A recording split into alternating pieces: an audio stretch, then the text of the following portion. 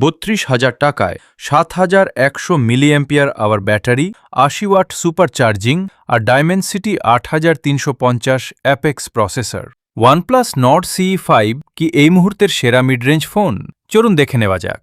OnePlus Nord CE5 এমন একটি phone যেখানে বড় ব্যাটারি, স্মুথ পারফরম্যান্স আর ক্লিন অক্সিজেন ওএস সবকিছুই একসাথে পাওয়া যায়। সামনে রয়েছে 6.77 ইঞ্চির AMOLED display, 120 hertz refresh rate, ফলে ভিডিও দেখা কিংবা সোশ্যাল মিডিয়া স্ক্রোলিং সবকিছুই দারুণ স্মুথ এবং প্রাণবন্ত লাগে। পারফরম্যান্সের জন্য রয়েছে মিডিয়াটেক ডায়মেনসিটি 8350 অ্যাপেক্স প্রসেসর এবং UFS 3.1 storage. PUBG mobile, call of duty কিংবা মাল্টিটাস্কিং সবকিছুই সহজেই হ্যান্ডেল করতে পারে এই ফোন।